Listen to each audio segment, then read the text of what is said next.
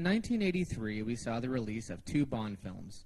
The official Eon film with Roger Moore, Octopussy, along with the Warner Brothers film Never Say Never Again, where Sean Connery actually reprised the role.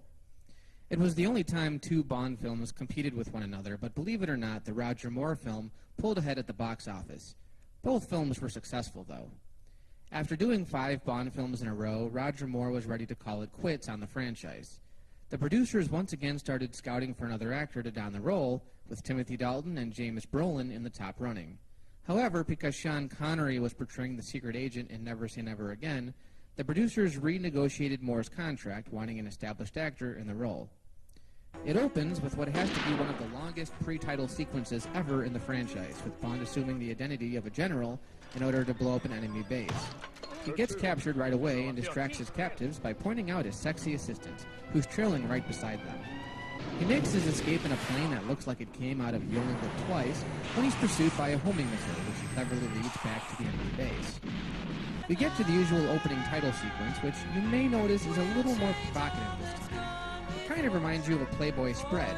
Not that that's a bad thing, but this was rated PG back in the day. Okay, so the film opens and we get a clown being chased by the Ringling Brothers. So right off the bat, I'm guessing that this one's going to be more tongue-in-cheek. This clown is more than meets the eye. He's got some moves of his own to keep the bad guys at bay. Eventually, he drowns in a river, or just passes out, whichever one fits the bill, I guess, only to reveal that he was actually a secret agent who possessed a valuable diamond-encrusted egg. At MI6 headquarters, Bond gets to meet Moneypenny's new assistant, Penelope Smallbone. It turns out that Miss Moneypenny already warned Penelope about Bond's flirtatious advances. Welcome to Universal Exports. Take it, dear. That's all you'll ever get from him. That's right, she's not taking any more shit from him. You know me? Bond goes to get briefed from M, who is now being played by Robert Brown.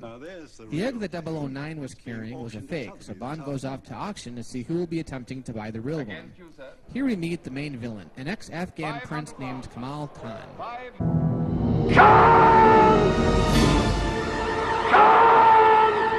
Played by Louis Jordan, who buys the egg at a hefty price.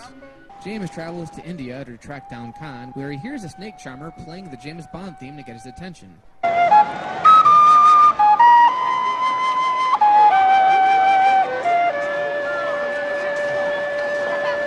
Was that a little fourth wall humor? It's a charming the man is tune. actually James' Indian contact VJ. The J gets Bond into Khan's palace, where he wins a really quick game of backgammon using the real egg as a security deposit. We meet Khan's pissed-looking bodyguard, Gobinda, who's basically India's version of Oddjob. Gobinda chases James through the streets of Rajasthan, where we get an action sequence that is very reminiscent of the film Aladdin. Gotta eat to live, gotta still to eat, tell you all about it when I got the time. Next, James goes to visit Q, who gives his usual shtick regarding all the wonderful gadgets he has in store.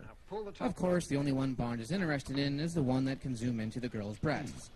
How classy. At the end of the day, he's just an everyday all-American perv. Look, I haven't time for these adolescent antics. Bond then goes to make a little love to Khan's woman, Magna, who has a tattoo of an octopus on her back. That's my little Octopussy. My name is Pussy Galore. You know, for a film franchise about a suave British agent, they sure are obsessed with pussy, aren't they? Sorry. So Magna steals the egg from Bond, who apparently is too stunned by her free-spiritedness to notice the reflection in the mirror.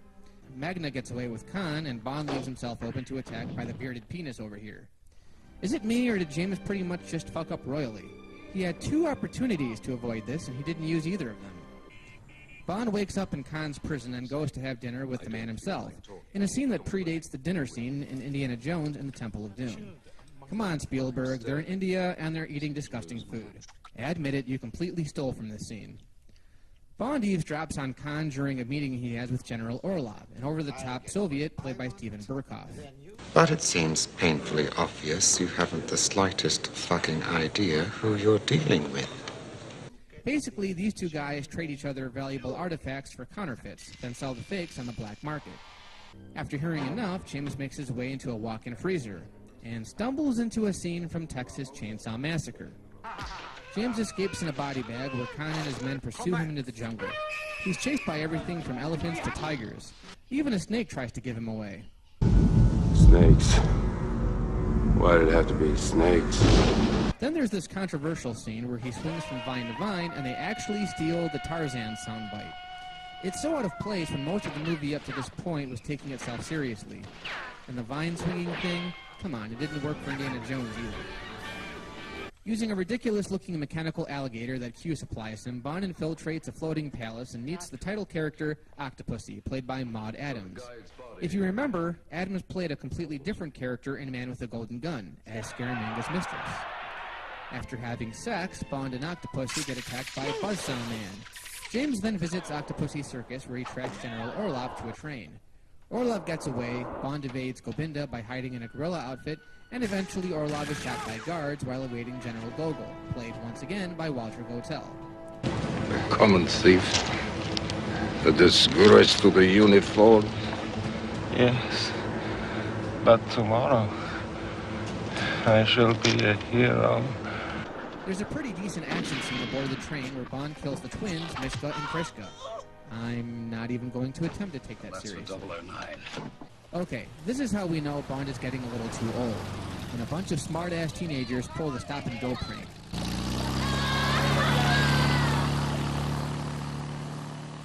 Remember Sam Loomis in Halloween 4? Same gag. Bond steals a woman's Alfa Romeo, evades the authorities, and makes it to the Air Force Base, where he disguises himself as a clown. All joking aside here, this is a pretty clever move. So Bond confronts Octopussy and tells her that her little Afghan prince is a conniving son of a bitch. A circus riot breaks out while Bond deactivates a warhead that was going to level the whole event. Octopussy and her circus hose launch an assault on Khan's fortress, where Bond is ballooned in with Q for some strange reason. There's an awesome scene of James gunning down a bunch of henchmen as he slides down Bannister. Q gets lucky with the ladies, while Bond pursues a plane on horseback, and succeeds. Of course, James wins the day by throwing Gobinda from the plane and causing Khan to crash. We go out with Bond getting a little piece of Octopussy. So that's Octopussy. As you'd imagine, this was the 13th Bond film, so it followed the same formula as the past films. Despite its routine, it's actually one of the more popular films for some reason. Man, this place is something out of Octopussy. It's nice that most of the action is grounded in one place, and the story is a little more linear, making it easier to follow. The villain, while not as threatening as some of the past masterminds, is certainly more memorable than others. Maud Adams is a very seductive Bond girl, and it's nice that they gave Q a little more screen time, as unnecessary as it may have been. The thing is, the Bond films started to stay in the practical realm. It would be a long time before we saw some more of the colorful comic book fun that defines some of the past entries. And I know a lot of Bond fans would prefer the films to take themselves more seriously, but when you have a 2-hour movie that champions itself on action and women, you really need something else to fill in the gaps. Thankfully, Octopussy throws in some of those fun little moments, but as the series moved into the dreadful Timothy Dalton era, they just kept getting more stale. As it stands, Octopussy is nothing exceptional, getting sandwiched between 2 subpar Bond movies. It gets lost in the vast sea of spy films, and even though it's a step up from For Your Eyes Only, it's still only average.